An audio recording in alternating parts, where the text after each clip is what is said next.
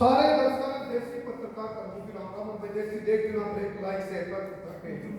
फिलहाल जो सामने तुम देख रहे हो ये कैंसर विशेषज्ञ हैं और एक महासम्मेलन हो रहा है गुरुकुल राजीव दीक्षित संस्थान की तरफ से और आज समस्त देशवासियों ने डॉक्टर राजीव दीक्षित की जो पुण्यतिथि है और जयंती है एक के दिन उनका जन्म और मरण की एक तारीख है 30 नवंबर की, तो इसकी भी जो श्रद्धांजलि सभा भी है और पुण्यतिथि भी है। तो पूरे देशवासियों को शुभकामनाएं।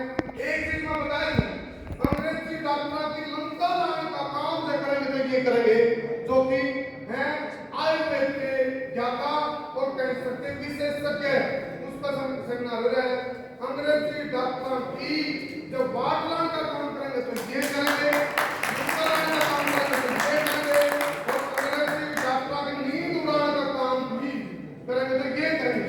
जहां तक हूं मैं क्योंकि जय चिकित्सा आयुर्वेद पद्धति को जिंदा रख लिया तो गारंटी है भाई अपना तो देश इस आर्यभट्ट का दे तो पुनर्जीवित हो जाएगा, नहीं तो फिर आप रुके मानते रहो मतलब गाय की रक्षा कौन करेगा, तो हम करेंगे हर बेला गाय बच्चे की देश बचेगा, ना तो गाय बची ना देश बचा, क्योंकि आप उसको प्रैक्टिकल नहीं कर पाए।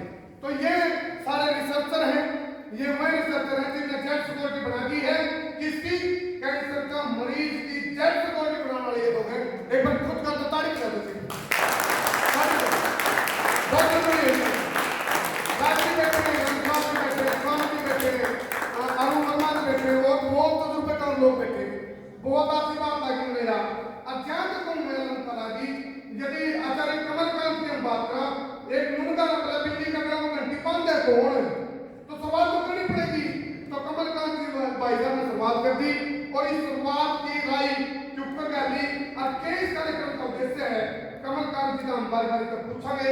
पीछे आप देखोगे पूर्व मंत्री हरियाणा सरकार रामलाल शर्मा जी वो भी मौजूद है क्योंकि उनकी उम्र बीबीसी आ गई है बाकी डॉक्टर की जरूरत नहीं है।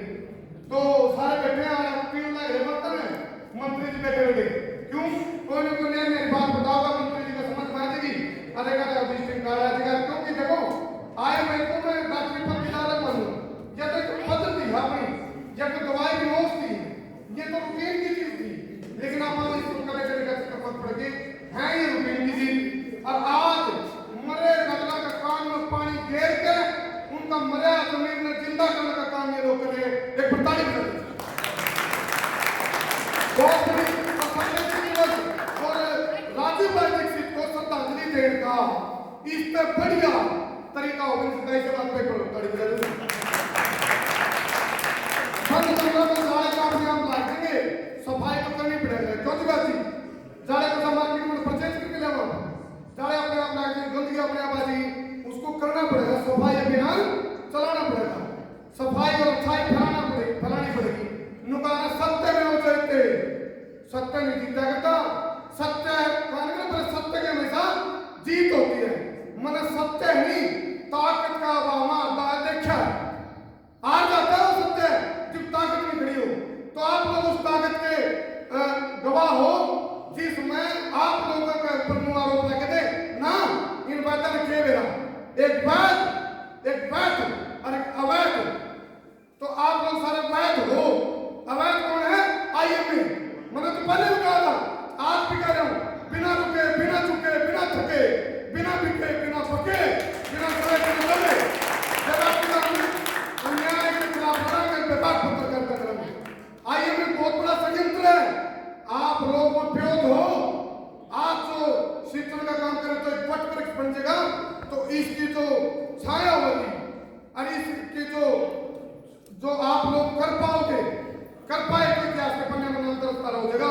अन्य तो कहोगे थे 2022 के मुकायल थे जिन्हें पहला तो था सारी बातें का लेकिन बताया तो नहीं जगाया तो नहीं, इसलिए आप योद्धा हैं सारे और कैंसर का नाम पे इस देश में से झूठ फूट लूट का काम आइए मैंने किया है तो उसमें आप भी फिर भागीदार हो जाएंगे।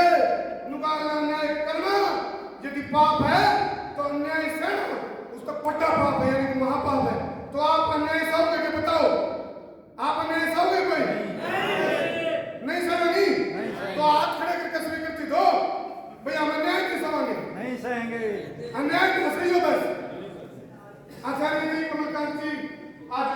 पास जाओ, हालांकि केबीसी में चल रहा है डेढ़ और 17 अगला सवाल 1 करोड़ के लिए, ये करोड़ों का खेल चल रहा है। बड़े बड़े हॉस्पिटल उनका कॉर्नर का रूम दे देंगे जी, सामने पेटे देखेंगे, अच्छे व्यू आएंगे, इसका रेंट ज्यादा है।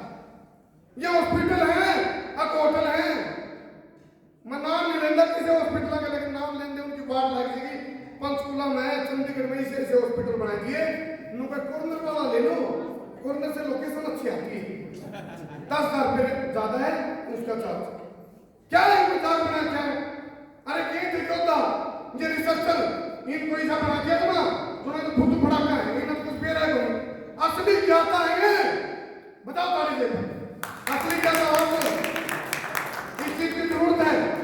आज यदि रुक के नाम लागेंगे जीप जाकर जो करें रिसर्च भाई साहब बता रहे शायद अंशराज जी वैसे कर दे 2025 तक क्या मिले बता देना, 2025 में कैंसर का नाम पर पहले नहीं निकाल दे, बोले अब पालका में ड्राइव की मां नूर ने बेटा सो जा आओ आ जगह आओ आओ क्या करते नहीं इन कोरोना का नाम पाओ दिखाया आपने आओ कैंसर भी एक आओ बनाया क्या है, जब आयुर्वेद का तरीका इलाज करने का इलाज है। तो कमलकांत जी डिटेल का बताओ इस कार्यक्रम का उद्देश्य ये है और किस किस तरह, क्योंकि देखो खाना तो खाया और मुद्दा भी उठते हैं, ये ब्याह का टाइम हो और दूल्हा तैयार हो रहा हो, घोड़ी पे बैठने की बात आ जाएगी, अब बेटी घोड़ी पे बैठ के आकर जो दोस्त नाचा करी और नाचने का टाइम पे और दूल्हा घोड़ी पे उतर के बैठ जाए, तो ये बने तो मैं चाहे तो कोई बाप लोगों ने तो शुरुआत करी थी, तो इसको बिल्कुल रिसर्च करके निचोड़ तक लेके जाइयो ताकि मुद्दा की हत्या नहीं हो, मुद्दा नहीं बने। तो बताओ जी क्या क्या करोगे आप लोग और क्या इसका उद्देश्य है और इसका कोई फल भी कुछ है लोगों। हमारे बलिदानी भाई राजीव दीक्षित जी ने चिकित्सा ही नहीं, भारत की जितनी भी गुलाम व्यवस्थाएं हैं, प्रत्येक व्यवस्था की सच्चाई समाज को बताई। हमारे बलिदानी भाई राजीव दीक्षित जी का शिष्य होने के नाते जब हमने उनको सुना तो बहुत पीड़ा हुई कि एक ऐसा महान योद्धा इस देश में एक षड्यंत्र के तहत समाप्त किया गया, और हमारे मन में एक ही भाव उमड़ा कि हमें वो सब करना है जो भाई राजीव दीक्षित जी करना चाहते हैं। आज का ये सम्मेलन है चिकित्सा के विषय पे। विषय राजीव भाई का जीवन इतना विस्तृत है कि शायद लाखों लोग उस पर मिलकर अध्ययन करें तो उसका मूल्यांकन नहीं कर सकते, लेकिन ये विषय केवल चिकित्सा का है। भाई राजीव दीक्षित जी ने आयुर्वेद जिस समय बिल्कुल मर चुका था, बीएमएस की पढ़ाई करने के बाद भी डॉक्टर एलोपैथी की प्रैक्टिस करते थे, उस समय आयुर्वेद का एक तरीके से पुनर्जन्म किया। बिल्कुल सुप्त अवस्था में आयुर्वेद चला गया था और लाखों कार्यकर्ताओं को जागृत किया और आयुर्वेद उठा। लेकिन अगर हम समझेंगे किसी भी व्यवस्था में, आप भगत सिंह जी की एक लाइन को आप पकड़ोगे तो सारी समस्याएं खत्म हो जाएंगी। वो अपने अंतिम समय में कहते हैं, बातें तो बहुत है, एक बात कहते हैं कि पूंजीवाद हर समस्या की जड़ है, और मैं ये कहता हूं कि सेवा की जितनी भी व्यवस्था थी भारतीय सनातन परंपरा में, उनमें पूंजी प्रधान नहीं थी, धर्म प्रधान था। चिकित्सा की व्यवस्था हो, शिक्षा की व्यवस्था हो, आज प्रत्येक व्यवस्था में पूंजी प्रधान हो गई है। आप देखोगे कि जिस समय राजीव भाई ने ये सारी चीजें बताई एलोपैथी के, मैं आज उनको थोड़ा सा विस्तृत करना चाहता हूँ। पूंजी की जो व्यवस्था है वो खाली एलोपैथी में नहीं है। वही पूंजीवादी लोग जो एलोपैथी को चलाते थे आज आयुर्वेद में भी घुस चुके हैं। जो कभी यूरिया डीएपी लेके आए थे आज वो जैविक खाद में भी घुस चुके हैं। तो ये कार्यक्रम है सत्यता का। कैंसर की चिकित्सा में इस समय भारत ही नहीं समूचे विश्व में एक बहुत बड़ी झूठ और बहुत बड़ी लूट है। लूट बड़ी है एलोपैथी में और झूठ बड़ी है आयुर्वेद में। ये कार्यक्रम शुद्धिकरण का है। हमें वो वैद्य आगे लेके आने हैं जो पवित्र हैं, जो वास्तव में आयुर्वेद को पुनः जिंदा कर सकते हैं।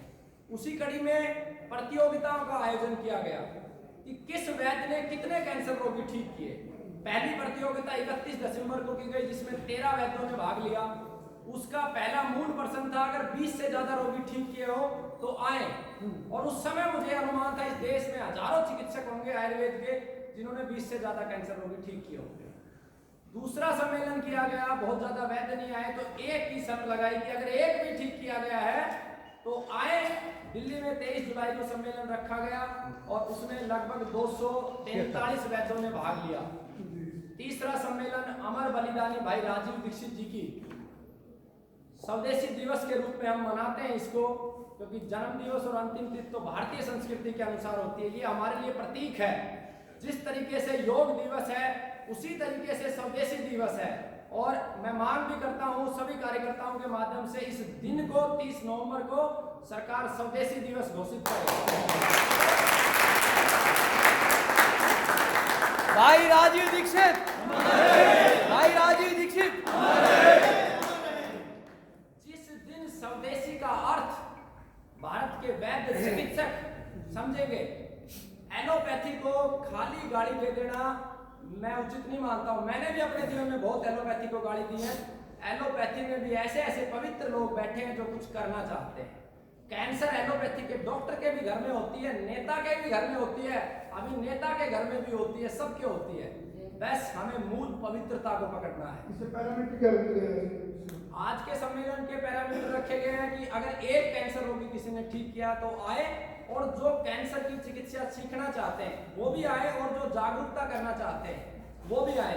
और आज का सम्मेलन विशेष इसलिए है कि आज सम्मेलन में लगभग 274 लोगों ने भाग लिया और वो सारे के सारे विजेता थे।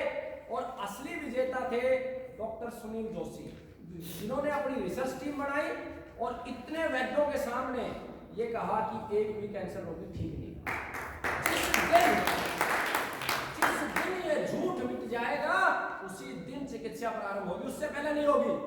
हम कुछ भी कर ले, हम भगवा वस्त्र पहन ले, हम कुछ भी कर ले, हम धोती पहन ले, कुछ भी कर ले, पवित्रता के बगैर ये लड़ाई पूरी नहीं हो सकती है। और आज इस सम्मेलन में सबसे बड़ी बात आप देखोगे, बहुत सारे वैद्यों ने अपने अपने तर्क दिए कि हम डाटा मेंटेन नहीं कर सकते। आप रोगियों की संख्या बढ़ाने के लिए न्यूज़पेपरों में ऐड कैसे दे सकते हो? कैसे दे सकते हो? आप यूट्यूब को कैसे मैनेज करते हो?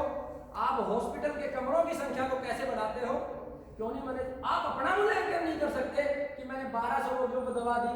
मैं हर वक्त मुझे ये रहता है बार बार कि मैं शायद पाप कर रहा हूँ। क्यों? कि जितने बचा नहीं पाता उससे लोग ज्यादा खत्म हो जाते हैं। अनेकों रोगी हैं जो मैं चाह के भी नहीं बचा पाया। चलो जी, ये कमलकांत जी ने मैंने बात किया था जी, लेकिन एक चीज और कहना चाहूंगा, गोबर के ऊपर की ना लिपियो। समझ गए नहीं मतलब? गोबर के ऊपर की लिपण का मतलब है भीतर गोबर के ऊपर की लिप दिया और दिखावा बढ़िया कर दिया, तो उसका भी कोई फायदा नहीं है। तो इस चीज में भी आप मतलब कर्मणा बढ़ो। और जब तक एक बात आ रहा है वेशभूषा की, अच्छा लगे धोती कुर्ता, ये बताऊं क्यों जरूरत है